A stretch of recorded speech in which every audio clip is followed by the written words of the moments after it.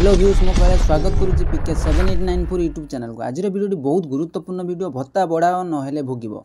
चलते पूरा खबर जाना। पूरा खबर जाना पूर्व वीडियो भल लगे लाइक शेयर सब्सक्राइब कर बेल आइकन देवे। भत्ता राशि 3000 टंका कर प्रतिश्रुति देले लोके आशा विश्वास रखी तुमको भोट देले किंतु प्रतिश्रुति पालन कला बेलू पछघुंचा देउछ। केवल 80 वर्ष अधिक लोकों भत्ता राशि बढ़ाई ठकीदेले। 60 ରୁ 80 वर्ष पर्यंत लोकों भत्ता राशि बढ़ाइलनि तुरंत प्रतिश्रुति रक्षा करी भत्ता बढ़ाय नहेले आगु को भोगिब सरकार चलीज।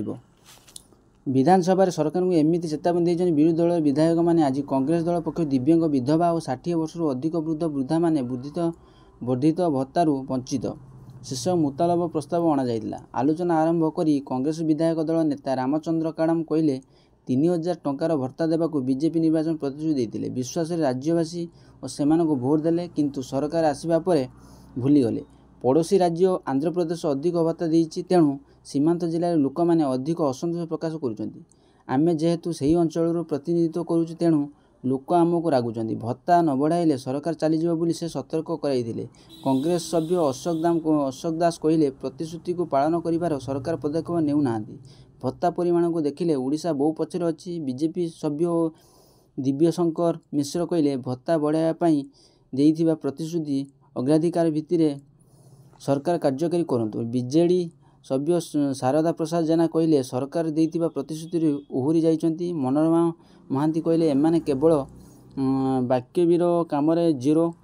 शासक दल सभ्य मैंने जुक्ति बाढ़ी मोहन सरकार जहाँ प्रतिश्रुति देइछन्ति ताहा निश्चित पूर्ण करेंगे। प्रथम पर्यायर 80 वर्ष अधिक वृद्ध वृद्धा और भिन्नक्षम भत्ता राशि 3500 कर आगक आहरी पर्याय बाकी अच्छी। 60 वर्ष अधिक हिताधिकारी वर्धित भत्तार अंतर्भुक्त कर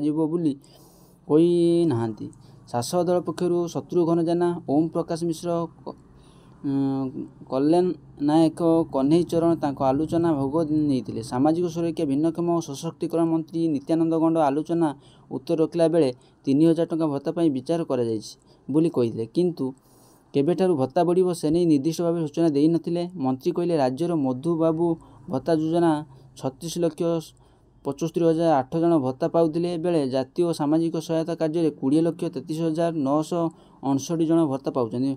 भत्ता पाई हिताधिकारी चयन अन्य मार्गदर्शन संपर्कित मंत्री कहिथिले। आशा करी वीडियो भल लगे लाइक शेयर सब्सक्राइब करिवे बेल आइकन दबाइबे।